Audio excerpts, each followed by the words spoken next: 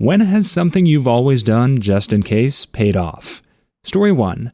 I keep a spare door key underneath my car. It's stuck to the bottom with a pretty powerful magnet, and you'd have to know where to look to find it, so no worries of burglars. This is in case I lock myself out of my car with the keys inside. It actually hasn't happened to me yet, but one day I was like 18 and was left alone for a week with my dachshund. He seemed to be getting bored of me walking him around the neighborhood, so I decided to drive him to the local college campus for a walk so he could meet some new people. He loves new people, and pee on new bushes. Also loves new bushes. Well, the town itself isn't super dog-friendly, so despite him being rather small, I can't take him inside anywhere, and there aren't any restaurants with outdoor seating available. I wasn't in the mood for some icky drive-thru, but it was a hot summer day, so I couldn't leave the dog in the car even for a few minutes. Well, I blasted the AC and left him some water in a bowl and locked the door from the inside, so he could stay cool and I didn't have to worry about the car getting stolen. I got it to go so I wouldn't be long, but I get paranoid about leaving my car unlocked even for 10 minutes. Used my secret door key to get back in and shared some of my bacon with him for being good and not peeing on the seats, and then we went to the college to have fun. I know with Teslas they actually have a dog setting, so you can leave your dog in the car and activate the dog mode, and it'll display on the front dashboard that the AC is on and that the dog is okay and the owner will be right back. It's pretty cool. Story 2. Look both ways when crossing a street, even though it's a one-way street. When I was a kid, my dad and I were leaving our house, which was a one-way street. About a block down, we see this car coming down the wrong way really fast. My dad was luckily able to swerve to the side and avoid having this guy ram into us. A few seconds later, we hear sirens and see lights as a bunch of police come down the street as well. My dad got out and started gesturing with his arms and yelling at them that the guy turned into the alley. After that day, I started looking both ways, even though a street is one way, because you never know if something crazy is going to happen like that. It's come in handy a couple of times, although not with crazed criminals barreling down the street, just idiot drivers that didn't realize they couldn't go that way. This also comes in handy if you visit a different country where they drive on the opposite side of the road. After so many years, you form this natural instinct of a habit to look in a certain direction when crossing the road in your home country, so it kind of screws with your head if you have to reverse it all of a sudden. Story 3. My wife started planning a very expensive, very exotic trip a year in advance. We planned every other weekend, made payments, set up things for my business, and got almost all of it paid off ahead of time. The day before we were supposed to leave, she went to the hospital for an emergency appendectomy. Trip canceled hours before we were supposed to be on the airplane. Tears were shed. She went through all the stages of mourning. A few months prior, she asked me if we should get trip insurance. I was pretty meh, but she's the cautious type, and in the end, we got virtually all our money back, save the cost of the insurance. And we will be taking our trip in 2 months as though nothing had happened. Too long didn't read.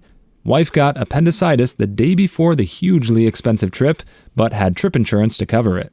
Story 4. There was one of those dog tag engraver machines at Walmart. You could get a dog tag for like $8 or something pretty cheap. My mom said we didn't need one for our puppy because he's always at home, but I convinced her anyway. We engraved this cool American flag looking one and came home and put it on him.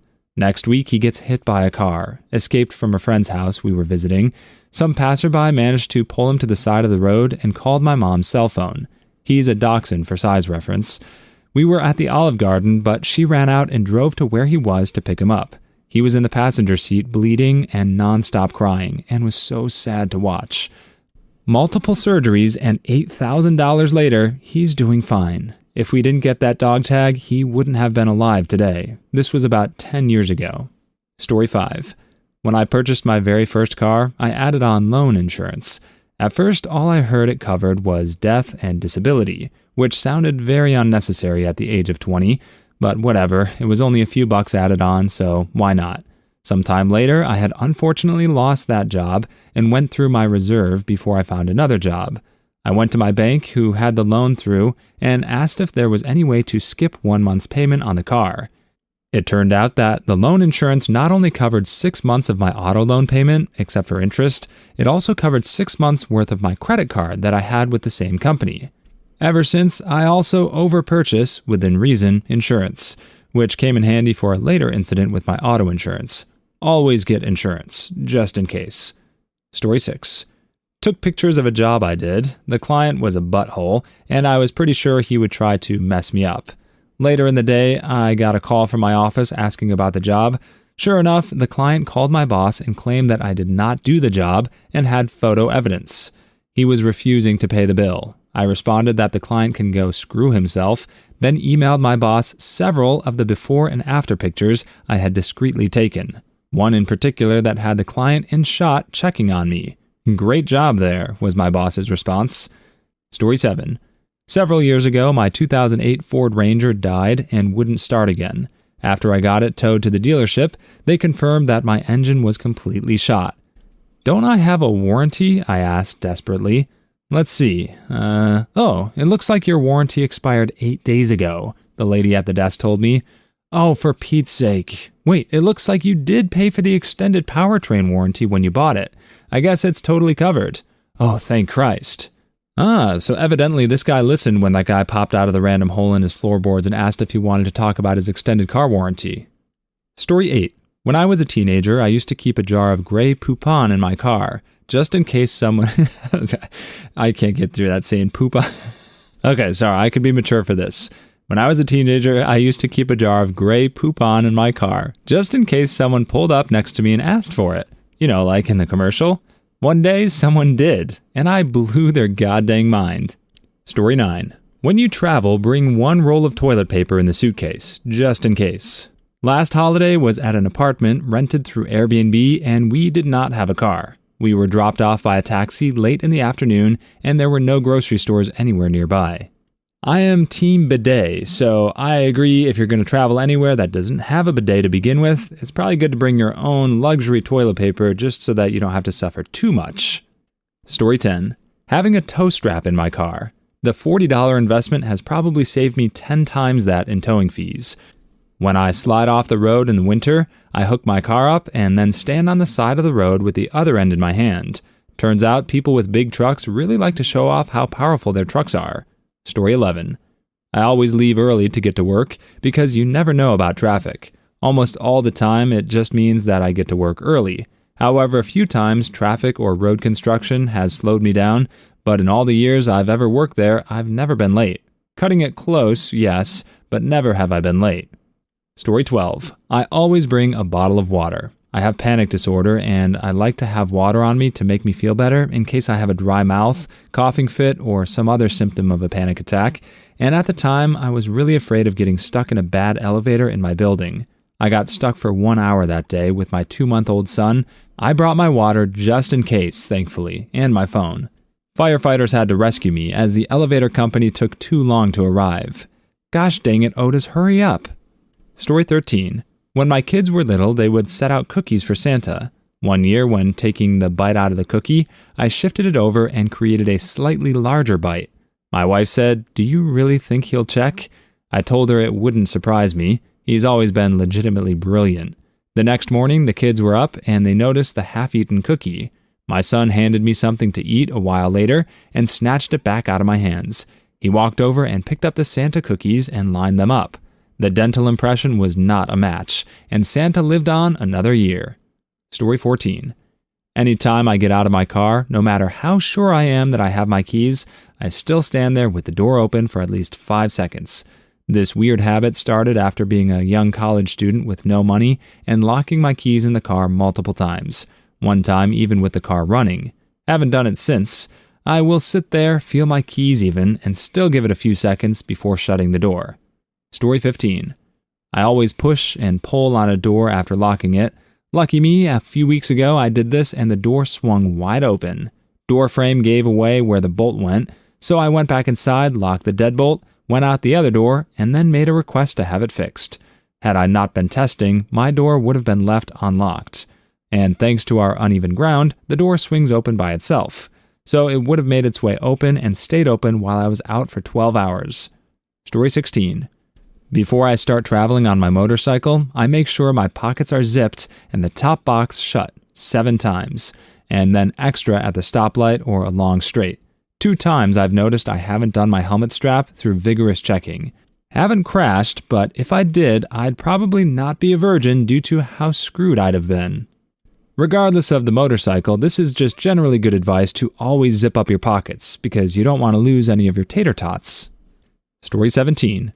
Before leaving the church, where I'm a musician, I've always made it a practice to go back to the console one last time to be sure that I've turned the organ blower off. More than once, it paid off, as I found it still going after services, lessons, or practice sessions. If the organ blower had gone all night, it would have been overheated, not to mention a significant waste of energy. I'm sure there's a joke in there somewhere about blowing on organs, but I vowed earlier in this episode that I would stay mature, so I'm going to leave it at that. Story 18. For my very first auto loan, I opted for the gap insurance, much to the disapproval of my family, who swore it was a waste of $700. After a year and a half, I was in an accident and the insurance only covered $10,000 of my remaining $12,000 balance. That $700 saved me over $10,000, and I didn't have to do anything at all after the accident either. It was all automatic. Story 19.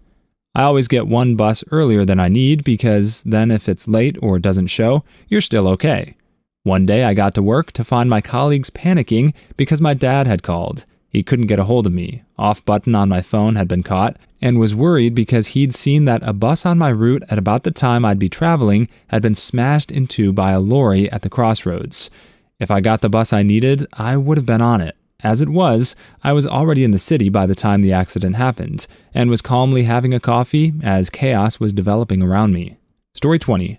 I guess buying premium health insurance. Parents kind of just convinced me to keep my insurance and to use it for the extra benefits, like optometrists and dental. Had stomach cramps one day, was sent to the ER, did an MRI and an ultrasound, no casuals, and fixed with an IV drip. Special note at the bottom, please refer to urologist. Kidney is shaped abnormally. Next minute, stage 2 kidney cancer, and within a week, had open surgery and kidney removed. I only paid $2,000 excess for my insurance, but the procedure was worth $45,000. Some of it was comfort since it was a private hospital.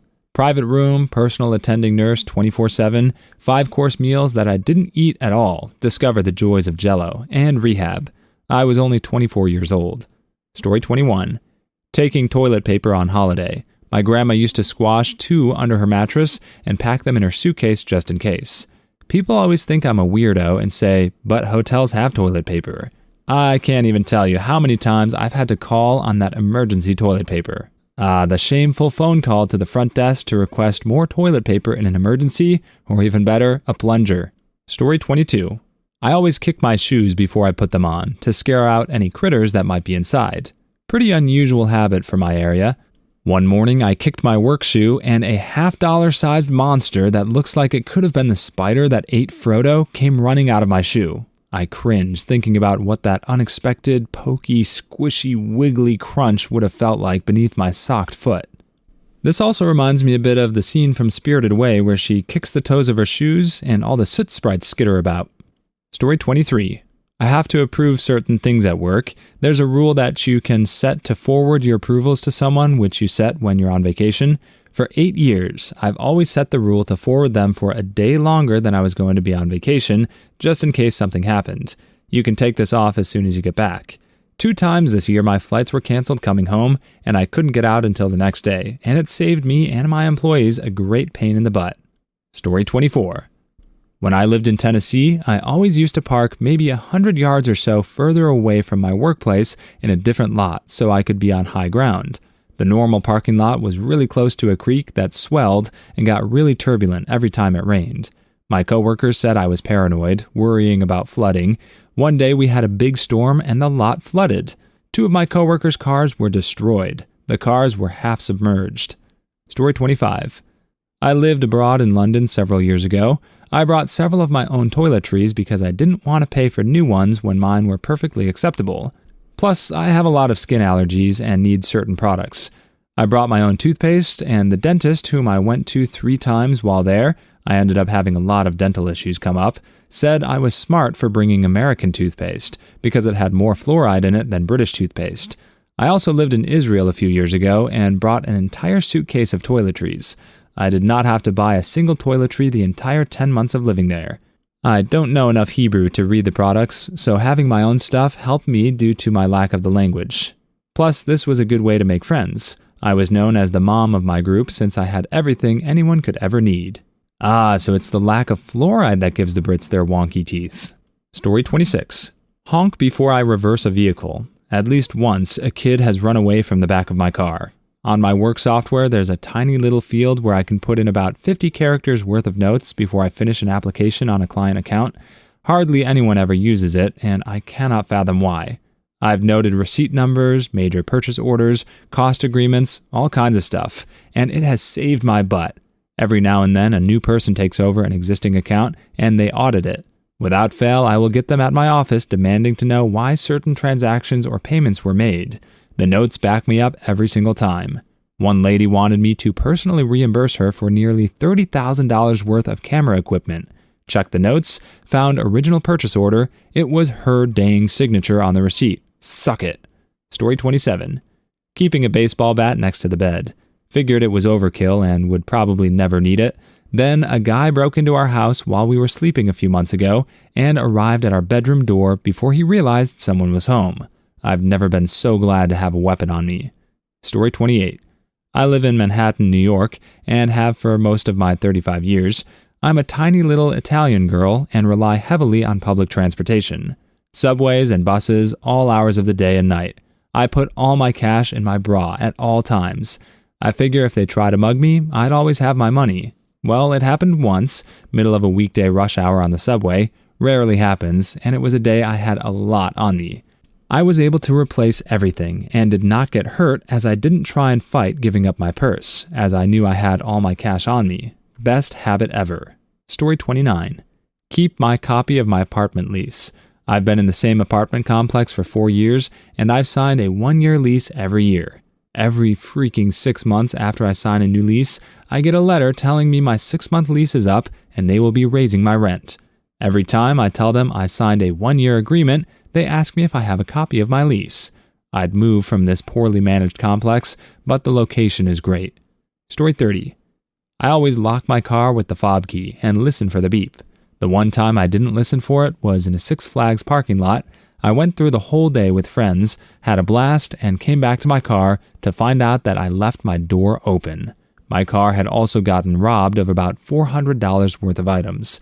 For most newer model cars, they won't lock if all the doors aren't closed, and therefore won't make any noise when you lock it with the remote. It's a really small thing to do every time you lock your car, but it can really save you from all sorts of trouble. Please leave your story in the comments. I would love to make a video on them in the future. Also, don't forget to like and subscribe.